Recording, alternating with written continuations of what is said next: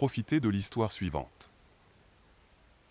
Beau-père a appelé la police contre moi pour avoir volé son iPad et a ruiné mon travail avec des publications sur les réseaux sociaux me traitant de voleur.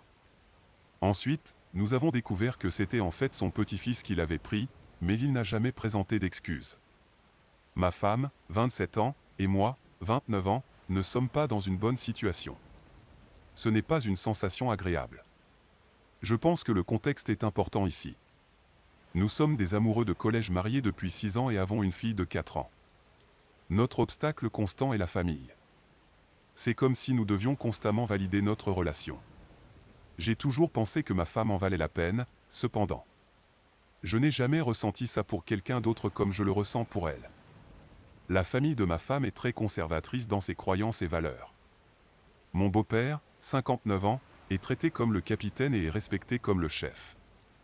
Ma relation avec lui n'a jamais été fluide, non pas par manque d'effort de ma part. Il a fini par me tolérer seulement après la naissance de ma fille. Je ne crois pas qu'il ait jamais pensé que j'étais assez bien pour sa fille. Je n'étais pas son premier choix, ni dans son top 5. Je ne partage pas leur appartenance à une communauté fermée ou leur éducation raffinée. Mon beau-père avait toujours une remarque sournoise sur mes origines. Lors d'une réunion de famille chez mes beaux-parents l'an dernier, l'iPad de mon beau-père a disparu. Il a piqué une crise et m'a accusé de l'avoir volé. Il a argumenté en disant qu'il y avait un moment où j'étais seul dans la maison. En réalité, je n'ai jamais été seul dans la maison. J'aidais ma belle-mère dans la cuisine pendant que les autres se reposaient les pieds pendant qu'elle travaillait dur pour une grande famille. Il était impossible de raisonner avec lui. Il a appelé la police et a dit aux agents comment un vrai homme reconnaîtrait son tort quand il est pris, mais moi je n'ai jamais été éduqué pour être un homme. Encore une remarque sournoise. J'ai été élevé dans un foyer de femmes. Mon beau-père a exprimé une fois que seul un homme peut élever un garçon en homme. J'ai pris la parole durant ces invectives. Toute la situation était humiliante, mais je n'avais rien à cacher. Les agents ont dû désamorcer la situation et sont restés jusqu'à ce que tout le monde se disperse. Mon beau-père a lancé une campagne de diffamation sur les réseaux sociaux en m'accusant de vol. J'ai vécu une période difficile lorsque j'ai réalisé que je n'étais pas considéré comme un membre de la famille.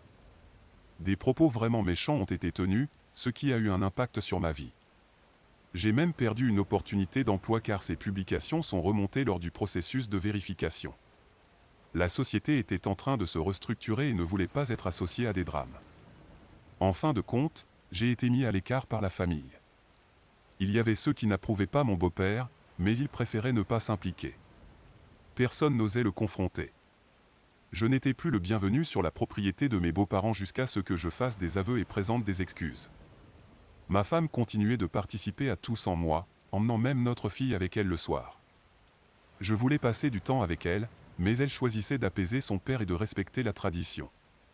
Pendant toutes les accusations de beau-père, la campagne de diffamation et l'exclusion, ma femme ne m'a pas apporté son soutien de quelque manière que ce soit.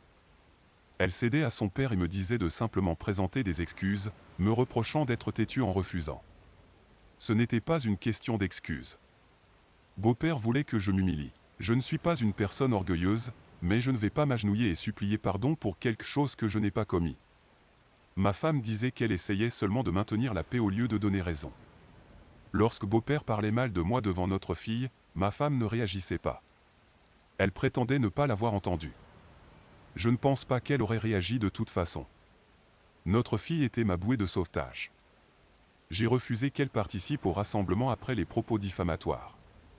Ma femme m'a accusé d'aggraver les choses en retenant notre fille. J'avais l'impression que beau-père essayait d'influencer négativement mon enfant contre moi. Ma réaction visait à établir des limites. Je ne demandais pas à ma femme de couper les ponts avec son père.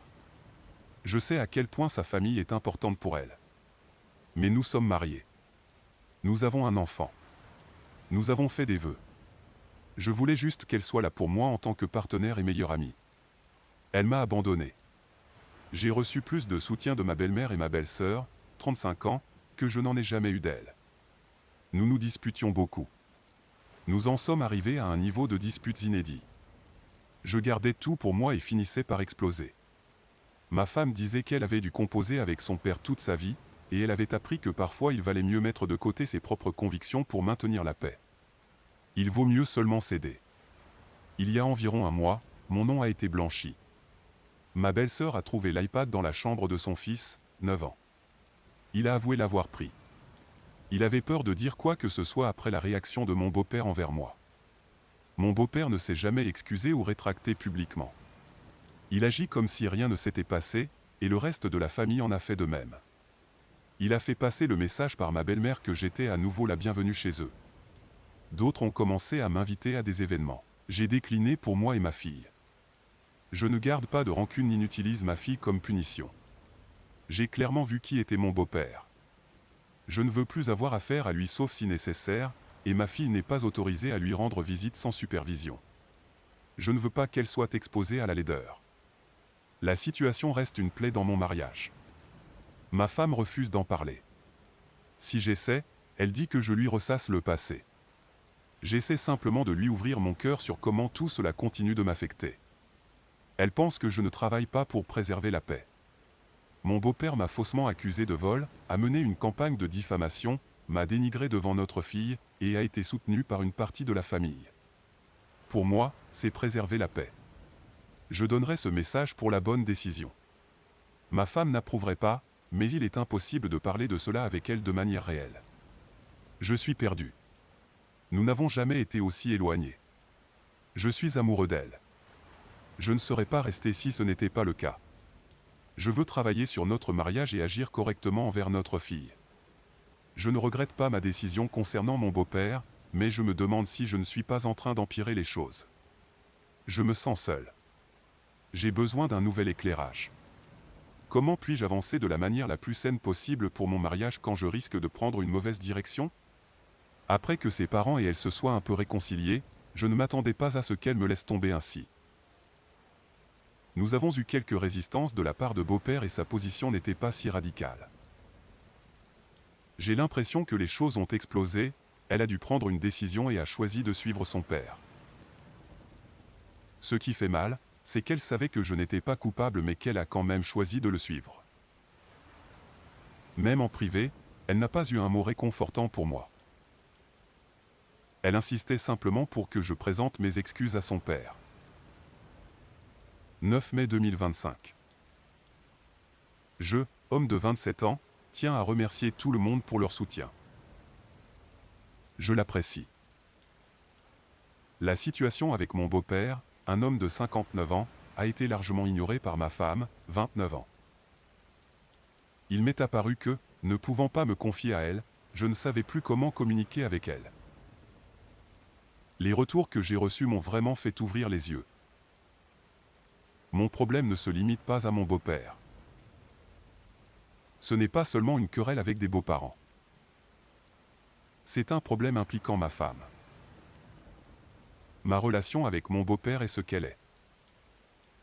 Je ne cherche pas à approfondir cette connexion. Nous sommes des beaux-parents, rien de plus, rien de moins, et il était clair dans sa campagne de diffamation que je n'étais pas de la famille mais un obstacle que la famille devait surmonter. Ce qui m'inquiète, ce sont ma femme et notre fille de 4 ans. Ce sont ma famille et ma priorité. Cela dit, je réalise que je ne peux pas forcer ma femme à faire quoi que ce soit. Je ne peux pas lui imposer de communiquer avec moi. Je ne peux pas lui imposer de fixer des limites avec son père. Je n'ai de pouvoir que sur moi-même et notre fille. Je sais qu'il faut que quelque chose change. Notre mariage ne peut pas continuer ainsi. Ce n'est bon pour personne, surtout pas pour notre fille. Une fois que j'ai exprimé mes sentiments, j'ai eu plus de détermination concernant ce que je devais faire. J'ai parlé à ma femme du message initial. Elle l'a vu dans certains commentaires. Elle n'était pas enchantée, mais à son crédit, elle ne m'a pas fermé immédiatement comme d'habitude. Elle était ouverte à entendre ce que j'avais à dire. Je ne sais pas si l'ultimatum est le terme approprié car je ne cherchais pas à la forcer à choisir quoi que ce soit.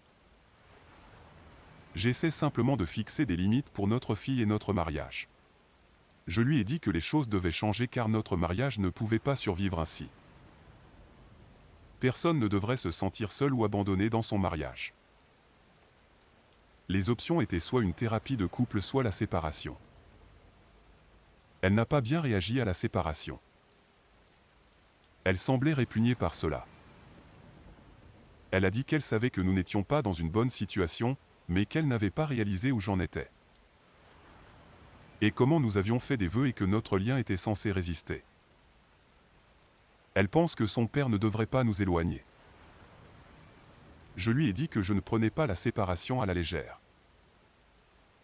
Nos vœux signifient quelque chose, mais qu'elle le reconnaisse ou non, elle s'est désengagée de nos vœux. En faveur de son père. Ça ne maintenait pas la paix. C'était moi qui me noyais pendant qu'elle était sur le bateau de son père et ne m'a jamais tendu la main. Nos problèmes sont plus importants que simplement son père. Notre façon actuelle n'est pas la bonne, n'est-ce pas? Ma femme a choisi la thérapie. Nous avons trouvé un thérapeute et c'est officiellement planifié. Je veux garder espoir, mais ce n'est pas quelque chose à quoi je me suis autorisé depuis un moment. Je ne crois pas qu'elle me disait seulement ce qu'elle pensait que je voulais entendre. J'ai vu la réalité la frapper quand la séparation a été mise sur la table. Je lui ai demandé si la thérapie de couple était vraiment ce qu'elle voulait. Je ne parle pas de ce qu'elle a dit parfois à propos de la sagesse d'accepter certaines choses concernant son père ou pour maintenir la paix. Je lui demandais ce qu'elle voulait vraiment. Elle a dit que oui et qu'elle ne veut pas perdre notre relation ou notre famille. Certains ont remis en question pourquoi je voudrais essayer de travailler sur mon mariage. Ce n'est pas pour rester à cause de notre fille. Je veux réellement essayer pour ma famille et voir si les choses peuvent être réparées.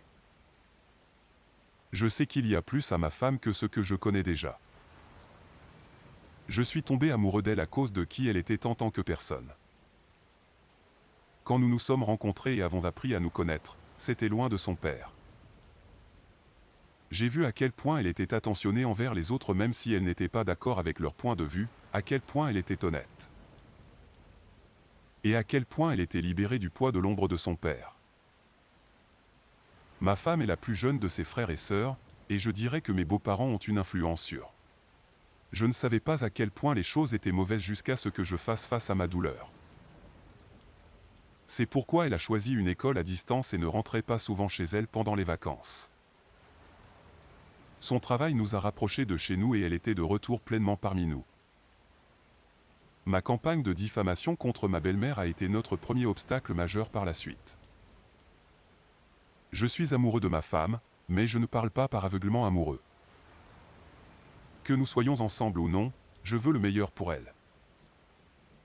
Une partie de mon espoir pour MC est qu'elle retrouve sa propre identité séparée de son père et qu'elle comprenne que poser des limites pour elle-même n'est pas franchir une ligne. Peut-être pouvons-nous nous en sortir ensemble et en ressortir meilleurs. Je sais que nous nous sommes mariés un peu jeunes. Faites-moi confiance, nous avons entendu notre lot de sceptiques, mais j'avais toujours foi en ma femme. Le mariage n'était pas quelque chose que je prenais à la légère. Je ne m'attendais pas à ce qu'il n'y ait que du beau temps. Mais nous devrions vouloir plus l'un de l'autre. Être là l'un pour l'autre et avoir une intimité émotionnelle sont le strict minimum. Nous devrions être une équipe. Notre famille est le noyau avant toute autre relation. Pour moi, nos vœux signifient choisir consciemment l'un l'autre et s'engager l'un envers l'autre même quand c'est difficile. J'appliquerai ce que MC apportera. Ce sera ma première expérience en thérapie. Tout ce que je peux faire, c'est avancer pas à pas et réaffirmer mes propres limites et celles de ma fille. Je ne retiens pas ma fille comme punition ou par rancune. Je n'attends même pas d'excuses de ma belle-mère car je sais qu'elles seront vides. Je ne veux plus lui accorder aucun pouvoir. Je protège aussi ma fille.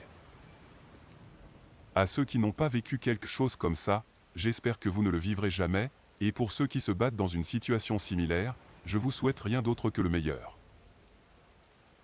Vous n'êtes pas seul. Merci de m'avoir montré que je ne le suis pas non plus. Nous étions à l'université au début de nos 20 ans. Nous sommes passés de vivre ensemble dans les dortoirs à nous marier et à vivre seuls dans un autre état à cause de mon travail. Nous avons profité de la lune de miel ensemble tout en étant de jeunes vingtenaires dans une nouvelle ville excitante. Peu de temps après notre mariage, elle était enceinte et notre premier enfant est né quelques mois après notre premier anniversaire. Elle prenait soin du bébé, j'ai fait des heures supplémentaires pour tout couvrir. Elle a mûri beaucoup plus rapidement que moi pour soutenir le bébé, j'étais encore plus proche d'être un étudiant en dortoir qu'un mari au père régal. Nous avions constamment des disputes sur le fait que je n'en faisais pas assez pour aider ou la soutenir physiquement ou émotionnellement, je n'entendais pas ses problèmes, je voulais juste argumenter. Dans ma tête, je travaillais dur et elle était simplement irréaliste et ne voyait pas tout ce que je faisais. En réalité, il y avait beaucoup plus de travail que je ne le réalisais, mon ex se noyait et demandait de l'aide et tout ce que je faisais était de me disputer avec elle sur le fait qu'elle ne coulait pas. Les choses s'amélioraient tous les quelques mois, en partie parce que je travaillais un peu plus, en partie parce qu'elle intériorisait ses frustrations et arrêtait d'initier des conversations à ce sujet. Nous avons eu un autre enfant pendant ce temps, mais cela a ajouté encore plus de stress et les disputes ont empiré. Finalement, elle a dit qu'elle ne pouvait plus supporter et est partie vivre avec sa famille à quelques heures de chez nous. J'ai essayé de la reconquérir par le bombardement d'amour, avant de savoir ce que c'était, mais j'ai été extrêmement surpris quand j'ai reçu les papiers de divorce. Je n'en revenais pas, je ne l'avais jamais trompée, je ne l'avais pas maltraitée, je n'avais pas de vice, nous nous aimions, comment pouvais-je, pourrait-elle me divorcer? Pourtant, elle l'a fait, et lorsque nous avons rencontré des avocats, j'ai été pris au dépourvu par la quantité de ressentiment qu'il y avait envers moi, d'où venait-il? Nous avons convenu de visite un week-end sur 2. La première fois que j'ai dû m'occuper seul de mes 2 tout petits pendant 2 jours entiers a été une révélation. Je l'avais fait 1 ou 2 fois quand j'étais marié, mais elle avait tout préparé, préparé les repas, choisi les vêtements, nettoyé la maison, etc. J'apprenais encore à faire régulièrement la lessive, la vaisselle tous les jours et à ranger après moi. J'étais passé de vivre avec mes parents, à vivre en résidence universitaire avec des colocataires qui nettoyaient constamment, à vivre avec mon ex. Je savais comment prendre soin d'une maison mais je n'avais jamais eu à le faire tout seul, quelqu'un d'autre prenait toujours le relais. Et maintenant, j'étais entièrement responsable de cela et de 2 petites vies pendant 48 heures. Je me souviens d'avoir été complètement submergé, frappé par une grande vague d'empathie et de compréhension pour ce qu'elle avait vécu ces dernières années et ce que je lui avais fait. Je lui ai présenté mes excuses, mais cela l'a seulement rendu plus en colère.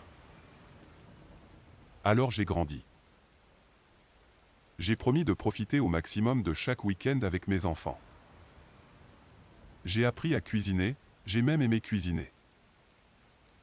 J'ai appris à tresser les cheveux, j'ai acheté des tonnes de fournitures inutiles pour tout petit et je les ai toutes rangées dans la poussette au cas où mes enfants auraient besoin de quelque chose pendant une promenade. Cela m'a aidé à avancer, j'ai pris de nouvelles activités et je suis allé à la salle de sport. J'ai lu les livres non-fiction, Comment améliorer mes relations que mon ex me demandait sans cesse de lire. Dans l'ensemble, j'ai travaillé sur moi-même et j'ai essayé de devenir un super père pour mes enfants. Quelques années après le divorce, j'ai recommencé à fréquenter. Être un père célibataire dans la vingtaine ne plaisait pas à beaucoup de femmes et j'ai souvent été rejeté, mais j'ai constaté que j'étais mis en relation avec d'autres mères célibataires et que je créais vraiment des liens avec elles. J'ai finalement rencontré ma femme actuelle, une mère célibataire dont l'ex l'avait abandonnée pour quelqu'un d'autre et ne voulait rien avoir à faire avec leurs enfants. À ses yeux, j'étais le parti idéal, un père aimant qui travaillait dur, faisait les tâches ménagères et lui était dévoué. J'ai appris de mes erreurs dans mon premier mariage et j'ai pris à cœur toutes les critiques que mon ex-femme avait formulées à mon sujet pour m'améliorer. Je suis devenu le mari que mon ex essayait de faire de moi. Je fais toujours des erreurs et j'ai encore beaucoup à apprendre, mais je le fais avec le soutien de ma femme. Je voyais encore mon ex-femme 1 semaine sur 2 et la relation s'est améliorée quelque peu, mais il y avait toujours un fond de ressentiment dans chaque interaction. Elle est retournée à l'école, a trouvé un emploi et a élevé nos enfants en tant que mère célibataire. J'ai essayé d'obtenir plus de visites à mesure qu'ils grandissaient mais elle a résisté et, étant donné qu'ils vivaient trop loin pour des visites quotidiennes, je n'avais que de longs étés avec eux. Je n'ai aucune idée de sa vie amoureuse, je ne demande jamais aux enfants à son sujet, mais elle est célibataire. Je sais très peu de choses sur sa vie, elle pourrait être très heureuse et profiter de tout. Mais lors de nos rares interactions, peu de cela transparaît. Maintenant, notre plus jeune est en terminale et va obtenir son diplôme, et j'ai commencé à parler davantage à mon ex-femme pour me préparer à cela. C'est surtout cordial, mais parfois des traces de colère et de commentaires passifs-agressifs émergent. Je l'ai remerciée d'avoir été une merveilleuse mère pour nos enfants et de les avoir élevés, et encore une fois je me suis excusé de n'avoir jamais été là ou de ne pas l'avoir prise au sérieux toutes ces années. Je me sens toujours coupable, par moments, en raison de la façon dont elle me traite de manière compréhensible, et d'autres fois simplement à cause de ma propre culpabilité pour la manière dont je l'ai traitée quand nous étions mariés. Elle s'apprête à vivre un nid vide après avoir consacré sa vie aux enfants alors que je l'avais déçue, tandis que je vis la vie de famille de banlieue que nous avions planifiée, mais avec quelqu'un d'autre. Suis-je toujours en tort d'avoir appris de mon divorce et d'être devenu le mari que j'aurais dû être avec mon ex-femme? Mise à jour, 12 mai 2025. Merci à ceux qui continuent de demander des nouvelles. Rien n'a changé par rapport à la question initiale de mon dernier message, je serai toujours dans les yeux de mon ex. Je sentirai coupable pour ça toute ma vie, continuerai d'essayer de me racheter auprès d'elle, et essaierai de mieux faire avec ma femme et mes enfants. Il y a eu un événement qui a apporté un peu de clôture récemment. Mon plus jeune enfant, maintenant âgé de 18 ans, avec mon ex, obtient son diplôme ce mois-ci. Mon ex a organisé une fête pour eux chez elle à laquelle ont participé la famille et les amis proches. Des deux côtés. C'était la première fois que de nombreux membres de nos familles respectives étaient réunis depuis notre mariage il y a plus de 20 ans. Nous avions organisé des fêtes séparées pour la remise des diplômes de notre enfant aîné il y a 2 ans. Dans l'ensemble, la fête s'est très bien déroulée. Notre fille a été célébrée et s'est sentie appréciée. Elle a dit que c'était un peu étrange de voir ces deux mondes se rencontrer, comme lorsque ses demi-frères et sœurs traînaient avec ses cousins maternels, ou lorsque les deux ensembles de grands-parents passaient beaucoup de temps à discuter et à rire. Cela a provoqué un pincement de culpabilité car ma fille n'avait aucun souvenir d'une époque où ses grands-parents étaient des amis proches, comme c'était le cas avant que sa mère et moi divorcions. Ma femme et mon ex ont passé du temps ensemble et ont ri quelques fois. Ma femme ne me dira pas de quoi elles ont parlé, alors je suppose qu'elles ont partagé quelques histoires communes à mon sujet. Mon ex et moi avons également eu l'occasion de parler. Nous avons principalement parlé des enfants et de notre fierté pour notre fille, de son excitation à partir pour l'université, et de ce que notre enfant aîné faisait. Elle a demandé ce qui allait suivre pour notre famille et j'ai donné des nouvelles de mes enfants plus jeunes et de leur future remise des diplômes et activités. Elle a dit qu'elle était impatiente et un peu anxieuse à l'idée d'avoir un nid vide. Son travail est pour la plupart le même mais se passe bien et elle prévoit de voyager. Elle a aussi mentionné de manière informelle le nom de Marc pendant notre conversation. Marc et moi avons parlé d'eux, et je n'avais aucune idée de qui elle parlait. Peut-être est-il quelqu'un qu'elle fréquente, mais elle n'a pas précisé, je n'ai pas cherché à en savoir plus. Et le sujet a été abandonné. Je suppose que nous partons du principe que chacun de nous pense que nos enfants informent l'autre parent de nos mises à jour de vie respectives, plus que ce qu'elles le font réellement, car il ne semblait pas qu'elle tentait de me révéler des nouvelles importantes. Et Marc n'était pas présent à la fête, donc je n'ai vraiment aucune idée de leur lien. Vers la fin, je l'ai encore remerciée d'être une merveilleuse mère pour nos enfants et je me suis brièvement excusé à nouveau pour mes actions d'il y a des années. Elle a répondu gentiment et s'est excusée d'avoir tant lutté contre moi lorsque j'ai demandé plus de visites il y a une décennie. Notez qu'au début, je ne voyais les enfants qu'un week-end sur 2 avec de courts étés. J'ai poussé pour avoir plus de visites après m'être remarié, avoir emménagé dans une maison plus grande pouvant accueillir tout le monde, et être en mesure de m'occuper des enfants pendant de plus longues périodes. J'ai demandé une garde partagée mais j'ai fini par avoir 40 à 60 après une médiation amère. Nous en sommes revenus à parler des enfants et la conversation s'est principalement terminée après cela. Quand cela semble être le cas, je ne vois pas la nécessité d'autres mises à jour. Je doute de voir beaucoup mon ex. Les enfants, maintenant adultes, font chacun leur propre chose, ont leur propre voiture et peuvent rendre visite à leurs parents et frères et sœurs individuellement comme ils le souhaitent. Il n'y a plus de dépose des enfants entre mon ex et moi, il y aura probablement des remises de diplômes universitaires et peut-être des mariages éventuels, mais au-delà de cela, nos interactions sont principalement terminées. Bien que nous nous soyons mutuellement causés de la frustration, de la douleur et du ressentiment au beau-père des années après le divorce, et que j'aurai toujours ma culpabilité pour avoir échoué dans notre mariage, nous avons finalement réussi à élever 2 enfants heureux qui commencent leur propre vie d'adulte. Chacune de nos vies a pris des chemins inattendus pour en arriver là, mais nous y sommes quand même arrivés et sommes fiers que nos enfants aient réussi en se sentant aimés. Ma femme et mes enfants plus jeunes sont également heureux et se portent bien. Il y a plein de mises à jour avec tous, mais elles ne sont pas pertinentes pour ce subreddit. Je ne suis pas l'étrange parmi eux, je suis juste père et mari, même s'ils sont parfois gênés de reconnaître ces associations avec moi. Je suis désolé, je ne peux pas effectuer de traduction sans un texte de destination. Veuillez me donner un texte à traduire en français.